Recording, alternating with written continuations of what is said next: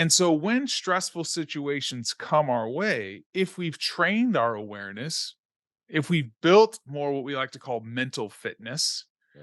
then you can be consciously present, process information without bias, and it empowers you to respond quickly and rationally to changing circumstances. And here's the key, through committed actions anchored in your values.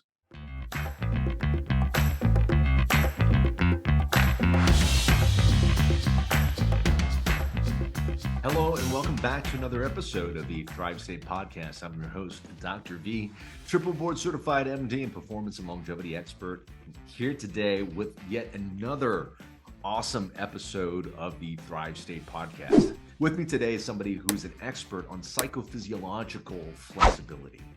That is maintaining and adapting to mental, physical, emotional stresses in our body. What we do know is that stress, if unmitigated, for going on for a long time, will drive inflammation and the system will break. But how do we start to develop more adaptive mechanisms to handle more and more stress? And stress is not a bad thing as long as we can handle it, because stress is also the thing that allows us to build our physical, mental, and emotional muscles. So you're going to want to listen to this episode because I've got an expert here that you'll really need to learn from.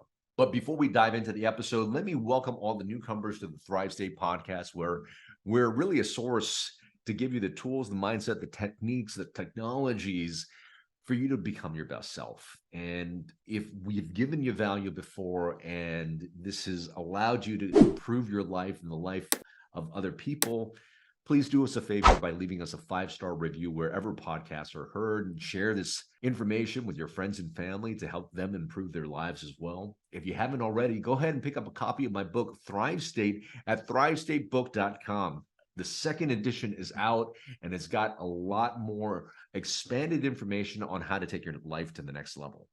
2 additional things I want to tell you about. We've actually put together an awesome free resource that includes breathwork practices and ebooks to get you started in your performance and longevity journey. You can get to that at thrivestatestarter.com. And coming up really, really soon is this huge online free event. People have told me they have gone through so much mental, physical, emotional, social stress due to the pandemic, due to what's happening with AI, and people want the tools. And I've heard you. Let me just say that this is something that is really near and dear to my heart, because I lost somebody very close to my life last year due to mental health.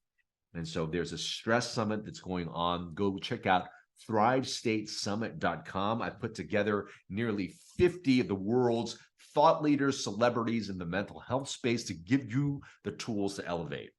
This summit is completely free, so check it out, thrivestatesummit.com. It goes on live in November, but you can go ahead and register now for it. And now today's episode, where I get to introduce a very good friend of mine, Eric Korem. Now, Eric is somebody who has fueling the feats of athletes in the NCAA or the Department of Defense, and implementing one of the NFL's first sports science programs. He's also a coach to multiple Olympic gold medalists. Eric Korem has been driven by a relentless pursuit of high performance. He's also an expert in sleep and stress resilience. And as time progressed, the drive became a new purpose to translate the science, enabling elite performers into actionable recommendations for anyone to a desire to improve. And he's also the founder and CEO of AIM7, where he's employing his unique expertise as an applied performance scientist to unleash the power of wearables in a way that tangibly improves the lives of others. Leveraging the science of adaptive capacity, Eric and his team are unlocking a new level of human performance for anyone with a wearable device. You're going to want to check out what this thing could do on this episode. Check out what you can do to get more psychological resilience in your own life by enjoying this episode with myself and Dr. Eric Korem. Eric Korem, Dr. Korem, welcome to the Thrive State Podcast. Dr. Vuu, thank you for having me here. It's a pleasure to be on.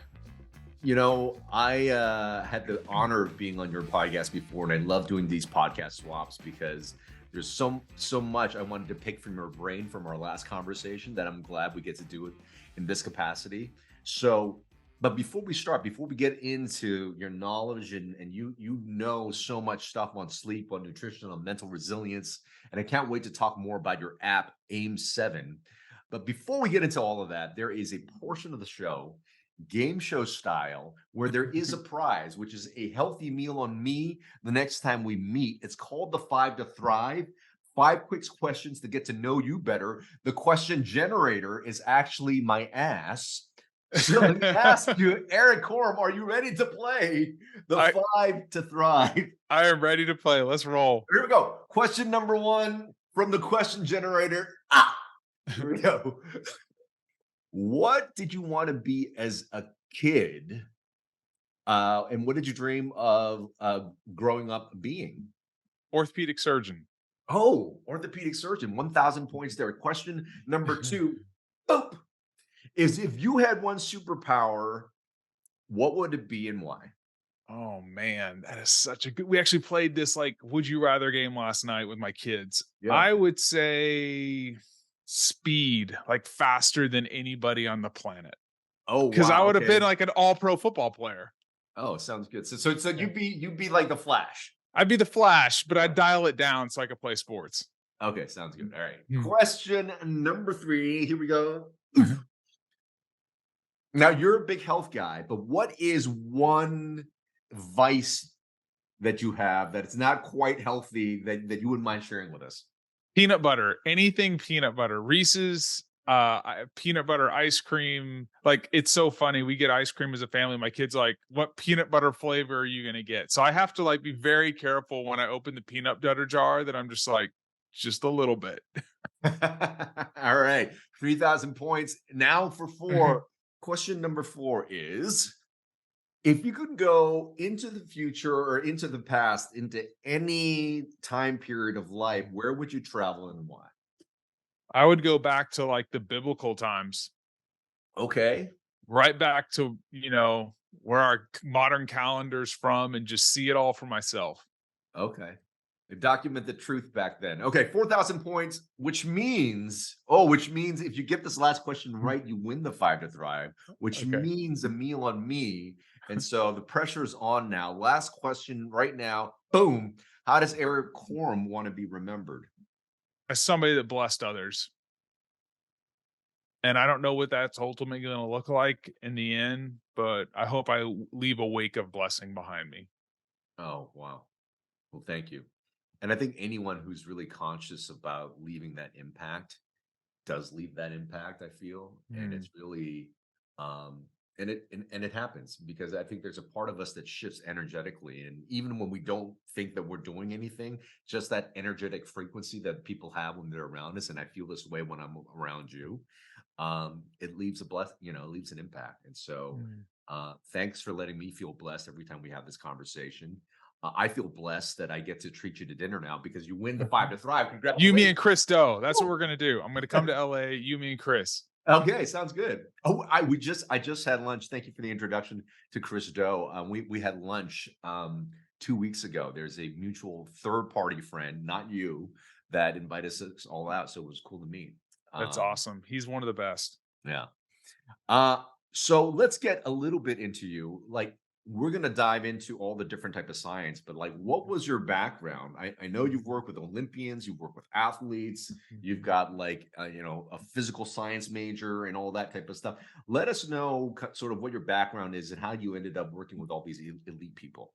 Yeah, quick elevator pitch, like I grew up in Dallas, Texas, played football at Texas A&M. I was going to be a surgeon, got bit by the human performance bug, Ah, got a master's degree at the University of Arkansas, and while I was there during the golden era of sprints. So I worked with Tyson Gay, Wallace Spearman, Veronica Campbell Brown, and for about 14 years I trained multiple Olympic gold medalists in the sprint events while I was still working in football. So I got to travel the world and see what the rest of the world was doing from a human performance perspective, which gave me a very interesting view on how far we were behind in the States.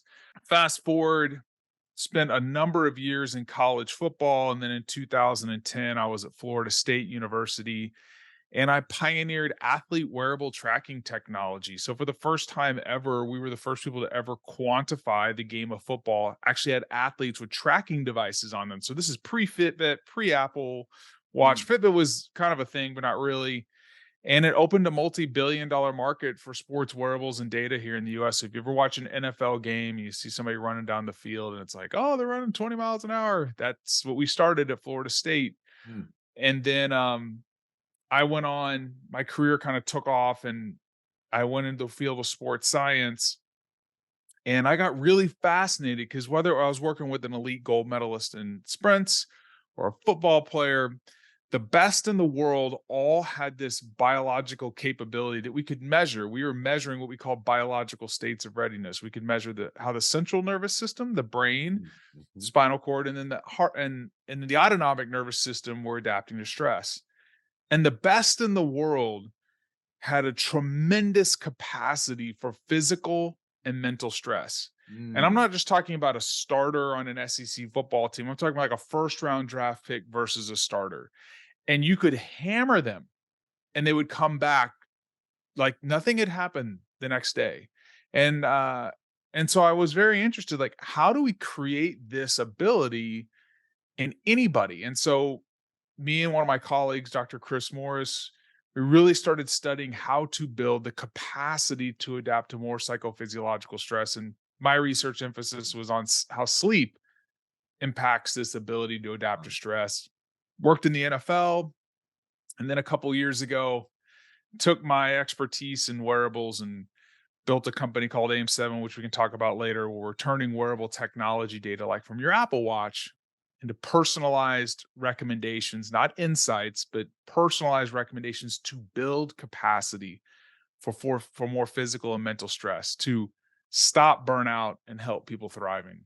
Wow, that's amazing. Well, firstly, what a timely topic because as we're doing this, I have just wrapped up interviewing, all these speakers on stress and Mm, how to deal with it. And we know, in particularly this year, with the advent of AI taking over so many jobs, people still recovering from the COVID years and whatnot. mm. There's been so much that's been out there and really understanding how to adapt psychophysiologically with stress is so important. So what are some of those pillars and can that be taught to your everyday person, not just your elite athletes? Yeah, it's the human biology is human biology, right? I mean, you're a physician, you understand this, and it's pretty simple. There's five pillars for building adaptive capacity, and then there's nuance to these things, but sleep, Hmm. exercise, Mm. mental fitness, nutrition, and healthy relationships. Yeah. Now, there's a lot of nuance in here as far as like there's a certain threshold that people need to engage with in each one of these categories that improve longevity and stress resilience. But then, even though you're doing these things, you may be doing them in the inappropriate dose. So, adaptation is really the right amount of stress plus the minor right amount of rest. Yeah. So you could be exercising, which is a great thing, and crushing yourself. Yeah. So you could have exercise burnout, or in sports, it was, we would overload these athletes and they'd get injured and burn out, and it was just a bad outcome. You can eat food and it can wreck your system, right? And so there's nuance to all of these things. But if you engage with these things in a harmony, in a harmonious way, and then you set yourself up in a way that, like, look, I think I think first of all, everybody's got to give themselves a little bit of grace. Like, you're going to experience times where it's going to be really, really, really difficult. Yeah. But the idea is that if you if you build the capacity for more stress, it will cost you less. And Mm. so, like, if you think about what you went through in your residency, how difficult that was. Like, now, if you had to go back through that, you'd be like, yeah, the hours sucked, but guess what? Now I have the cognitive capacity. I'm more mentally fit. I understand the demands. You have more, as I would say, task specific resilience. So it Yeah. wouldn't cost you as much, minus some I still sleep. probably wouldn't go back though. But No, but you know what might I'm might be saying. easier now. I still wouldn't go back. Right, but it's like, I would deal with athletes that their Yeah. freshman year, we would put them through a workout and they're just done. Their senior year, they're like, "When's the warm up over?" And it that's athletics, but it doesn't matter. Like when you experience things in life, if you build the capacity for more stress, it will cost you less. And then you can thrive under difficult circumstances. The key is creating the conditions for adaptability. Okay, so let's break it down there. We've Yeah. got physical stress. That I get, right? Let's start off with the load. We can increase the load, and by the end, we get that. Mhm. Um, how do people start building that mental capacity? Mm. How do we prepare ourselves for the heartbreak or the loss of a loved one or whatever it might be that might be really mentally and emotionally crippling? What might be some of those things earlier on that we do potentially consciously that might give us a little bit more mental emotional capacity later on? Yeah, I'll go back to my experience in athletics because it transfers over. Sir Chris Hoy is the greatest Olympic cyclist of all time. Mm. And when he was asked what it was like to compete in the Olympic finals, he said it felt like he was going to the gallows, like he was about to get killed. Now, I've been in these type of environments, right? Veronica Campbell Brown, one of my athletes, she was an 8-time Olympic medalist. When she was in the bird's nest in China, there was literally not a shadow on the track because it was so bright. The lights were that bright and there was that much media attention. You know what I'm saying? Yeah. But how you feel doesn't have to determine how you perform. So Mhm. what Chris then said after that was like, this guy feels like he's about to die. Mhm. But then he would shift his attention to his Uh-huh. feeling his butt in the seat, his grip on the steering wheel, his feet in the clips. Yeah. So what he was doing was he was accepting the uncomfortable emotions, thoughts, and feelings, but he was harnessing his awareness Yeah. and directing it towards deliberate action that he could take. And so my good friend Dr. Peter Haberl says attention is the currency of performance. Mm. And we're all performing at something, whether it's at work, whether it's at home. And so when stressful situations come our way, if we've trained our awareness, if we've built more what we like to call mental fitness, Yeah. then you can be consciously present, process information without bias, and it empowers you to respond quickly and rationally to changing circumstances. And here's the key, through committed actions anchored in your values. So, have you ever thought of a situation? Think back to a time when maybe you were having a discussion with a loved one or somebody at work and you responded in a way that you're like, oh, that's not me. Right. But if you've trained your awareness, no matter how intense the moment is, you can respond in a way that's aligned with you. And so, you've probably talked about this many times on your show, but one of the best ways to help train this is mindfulness. Yeah. And, from a sporting background, we never viewed in mindfulness isn't a religious practice. You can take meditation and make it something spiritual, but the practice of mindfulness is just harnessing your attention. Hmm. And at the US Olympic Training Center in Colorado, my friend Peter, who was the senior sports psychologist, I went and visited him several times. He's actually on our advisory board for AIM 7. And they had these amazing facilities, right? Labs and all this stuff. I was like, Peter, I can't wait to see your mental performance area. It was an empty room with some mirrors on the wall. Mm. And some giants in the field of human performance were trained in an empty room. Why? Because there's a lot of ways to do this. You can do this walking. You can, basically for mindfulness, you just bring your attention to some physical sensation, like your breath, or you can do it when you're walking or chewing food while you're showering. What happens is your brain's going to want to wander off, right? And when it does, that's okay. You gently bring your attention back, and that is when the plastic changes occur in your brain. That's the process that you want to go through. So, when you're more attentive to the situation, then you can choose your reaction. You can then choose to elicit tools like maybe I'm going to do some deep belly breathing and regulate my parasympathetic nervous system so I'm not in this heightened state of alertness. So it's just one of the ways that I think it's that you can train mental fitness. This episode of the Thrive State podcast is brought to you by the Thrive State Accelerator. The Thrive State Accelerator is actually a home course that I developed using the exact same techniques I work with my celebrity clients, CEOs, and executives on how to get them to the Thrive State.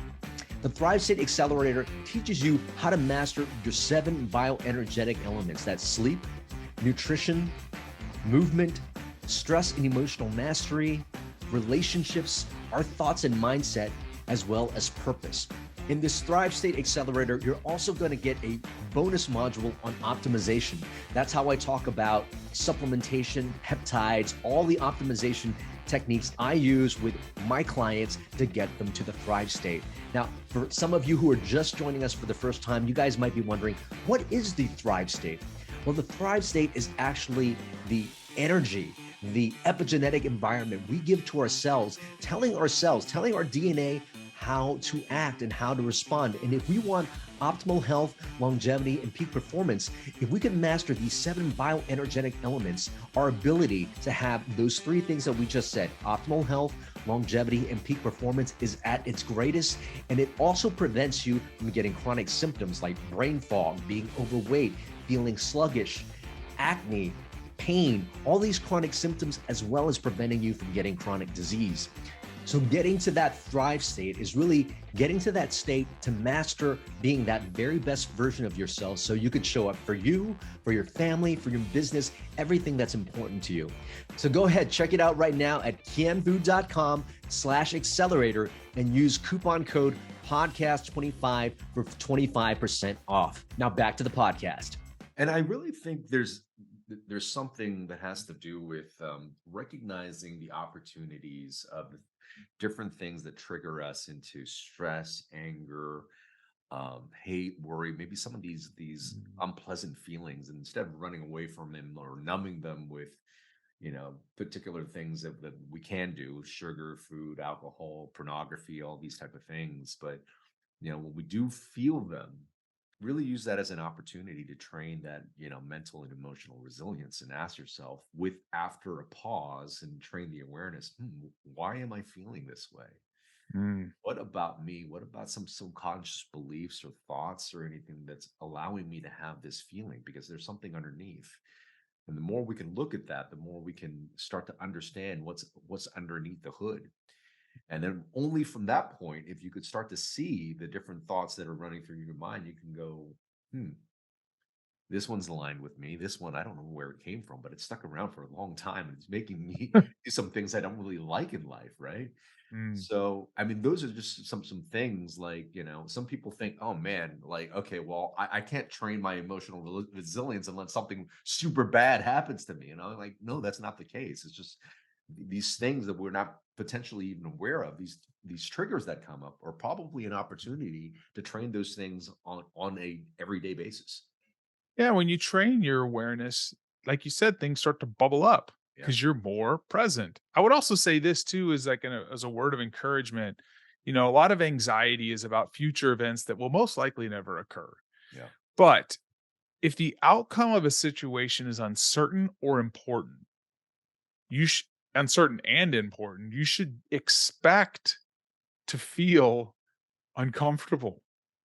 And that is okay. And everybody can think back to like important and uncertain moments in their life. Maybe it's when you asked your spouse to marry you, or maybe it was a work presentation, or maybe it was something difficult with your kids or a love, whatever. And you're like, I got to do this thing. And there's all this anxiety built up. Well, that's the moment I feel this.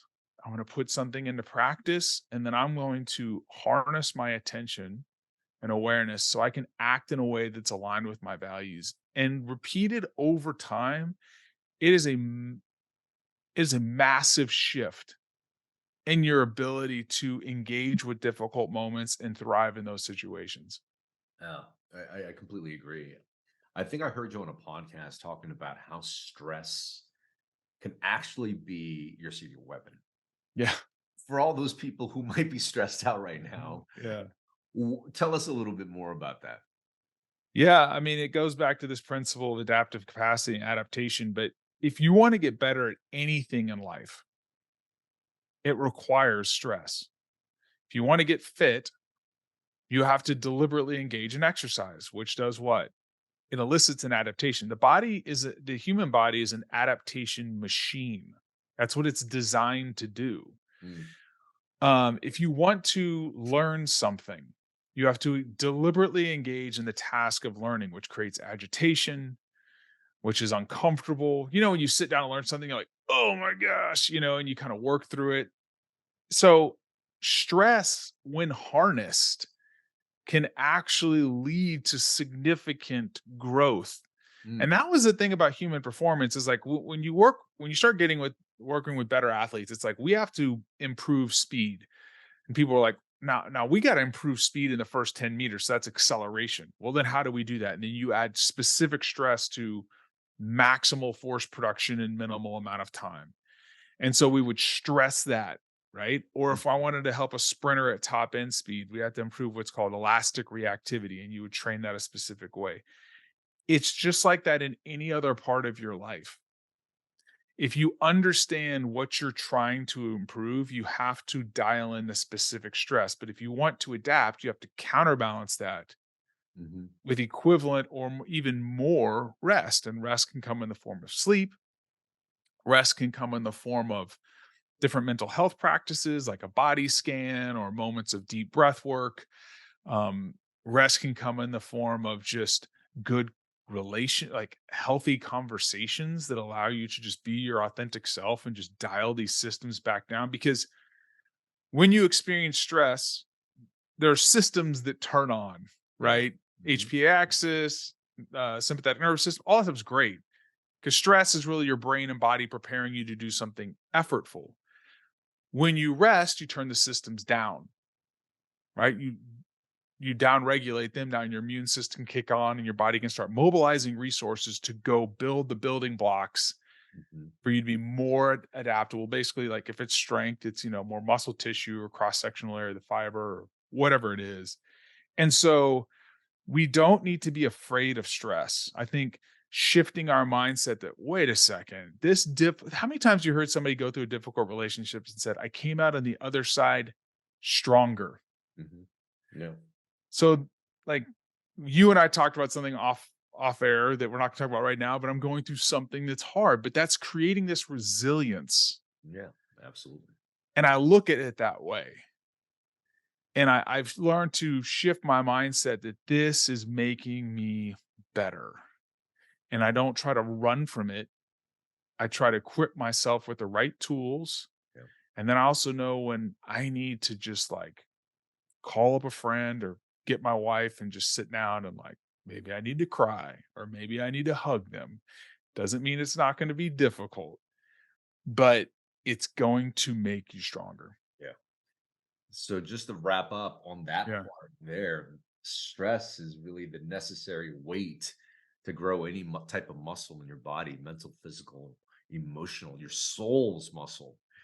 You need that stress, but the more you take on that stress, at the same time, you also need to apply the recovery mm, because unmitigated stress is what will break people, right? Any athlete, absolutely. whether it's physical, mental, emotional, spiritual stress, too much of that without adequate recovery is when people will break. It's a recipe for disaster. Yeah. Yeah. Amazing. I can't wait to find out a little bit more about AIM 7, how you got started there. I mean, what I do know is this. I've had tons of wearables. I don't fully understand them sometimes. And there's data coming from all aspects of these wearables. I can understand why, somebody like yourself who was pretty much a pioneer in wearables earlier on has decided, hey, we need something that allows wearables to be more consumer friendly. Can Yeah. you talk to us about maybe how the story of AIM 7, where you guys at now? Yeah. So AIM 7 takes your wearable data from like your Apple Watch or Fitbit and it makes it actionable. The Mm, purpose of AIM 7 is to build adaptive capacity. We do that in a couple ways. So we pull your data in and we do two very unique things. If anybody ever's ever had like an Aura or Whoop or anything, great technology. But sometimes this device is like, oh, you feel like you're a 90 today. And you're like, I am not a 90. I'm like a 20. I don't feel very good. mm, AIM 7's proprietary algorithms use your wearable data and then how you feel. mhm, And there's a lot of science behind this. But, anyways, our algorithms combine this and then we provide you personalized recommendations for your mind, your body, and recovery to help you become more adaptable to stress. So, I'll give you one example. For exercise, we came up with a technology about 10 years ago where just because you have a plan, I'm going to go to gym 4 times a week and I'm going to do this and this, does not mean that you're actually going to get better. As a matter of fact, a third of people get better, a third stay the same, and a third get worse on a well programmed plan. Here's why: just because it's written down doesn't mean your body's ready to adapt to it. We built fluid and flexible models that are like, this is what you can adapt to today. This is how much, this is how hard you should go, how long you should go, and the type of exercise you should do based off of the things that you love to do. mm, This rapidly improves fitness, reduces burnout and injuries. We do the same thing for mental fitness. We assess your acute mental state, and they're like, oh, you're stressed. Let's send you a specific breathwork tool. Oh, your mood is off. We'll send you a specific gratitude intervention. And then we do something very similar in sleep. And then after a week, we analyze all your data and we're like, Dr. Vu, here's the one area you should focus on. You're a really busy person. Here's the one area you should focus on. We're going to give you a small little goal. Then we're going to give you the tools and the resources. And then we have an educational masterclass library with some of the best experts in the world on these subjects. mm. And so there's a loop that needs to be closed for people. They need to the wearable is great for tracking, but it's just measuring what you're already doing. We give you the personalized recommendation, give you the plan forward, and then we support you with education and the community come around you to achieve your goals. And we deployed this thing in February, had about 500 paying customers use it. In the first 30 days, the average person's experiencing like a 19% improvement in their motivation, 16% improvement in their energy and their sleep, 15% less stress. It's pretty amazing. So we will be, by the time this airs, we'll be in the App Store, and it's Amazing. been a 3-year process. Super excited about it, because it's been so much fun to unlock the power of these devices to really change people's physical and mental health. That's amazing. Can you talk about the different type of wearables that are currently able to integrate with AIM 7? Yeah, so the Apple Watch, the Fitbit, the Aura Ring, and Garmin, but we'll be adding more devices soon. So if your device isn't on there, you can just go get on the waiting list on our website. But yeah, we got about 75% of the market share. Um, and we're iOS only right now. There's a very specific reason for that, but we'll eventually be coming out on Android. But we put together a world-class team of people that have been doing this for literally over it's almost 150 years of expertise in wearables, data science, and human performance. Mm, And so I basically was like, hey, I'm gonna go get all the OGs and bring them together and put together a solution for somebody, the everyday person, the person that's like, look, I don't have 2 hours to go to wherever and eat quinoa with my friends. Like, I've got 45 minutes. Like, what do I do to feel better? And so we packaged all this into a very user friendly experience that just gets them right to something that's important. I'll tell you one more thing that I think you'll love because we talked about this before. Every morning we start people's day with a little text message, and it brings them into the app, and we start their day with about 5 minutes of sunlight with a guided mindfulness session wow. from one of our sports psychologists. And so we're anchoring people's mind and body to start the day, and we're trying to put together a morning routine that anybody can do on a limited amount of time. No 2-hour routines with like waking up at 4 a.m. This is built for busy people. So if you're like, I'm a busy person, I just need to know what to do, this is probably a good solution for you. That's amazing. So definitely by the time this launches, it will be out. So how do people find out more about you and how they Yeah. can get a trial or see for themselves what AIM 7 can do for them? Yeah. So because I'm on your show and you're a friend, I'm going to give you a code because it's going to be right around the time that we launch. And so it's in the App Store. It'll be in the App Store by then. It's only $12.99 a month, but I'll give you guys 30% off for your first 3 months. And Amazing. so I'll give you a code that you can share with your audience. So what I recommend though is go to our website to sign up, and use that code. And if you want to go through the App Store, that's fine. But going through our website is probably going to be the best way to do it Sounds good. because We'll like try to make that code Thrive State, if perfect. possible, so that people know. So let's make the That's code it. It's Thrive State. amazing. Well, Yeah. So that, brother, yeah, and then I know you've been doing a lot of podcasts. You're out there yeah. also. How do people find you in the World Wide Webs? Yeah, so Eric Korem on, all the socials, and then I have the Blueprint podcast, where it's a short 15-minute episodes. You came on 3 times. Uh, yeah, it's for busy people. The whole idea is like short, quick, actionable insights for busy people on science, leadership, and life skills. But yeah, I really appreciate you giving me the opportunity to come on and share with your audience. There's some people that you meet and you're like, my goodness, like I wish I would have met you 10 years ago because we're so aligned. And it's like, it's so neat to find really good practitioners that are actually putting like science backed solutions out to their audiences. It's not woo woo stuff. There's some things that are spiritual and heartfelt, but then you're giving people like real actionable tools. And I really appreciate that about you. Well, I appreciate you, brother, and thank you for being on. But I do have a final question for you. Sure. Is with everything that you've seen done in life, in sports, in science, in medicine, with all the wearable technologies, what has been your best medicine? My faith, Mm, 100%. I'm a Christian. For me, that's the rock and my anchor. So I've been through, we didn't even get into my childhood, interesting childhood. And it's just a thing that's carried me through. And so, for me, my faith has been the rock. beautiful. Thank you so much. I mean, faith in something bigger than ourselves has always been the parts in me that I turn to when I Yeah. feel um when I feel stressed, when I could just imagine, that one, I'm always supported, and the reason I'm here is just to support other people, Mm. whatever I'm feeling at that time seems to dissipate. And so that's been medicine for me as well, brother. So thank you for including that. And thank you for being on the Thrive State podcast. Thank you for having me. I hope you enjoyed that episode of the Thrive State podcast.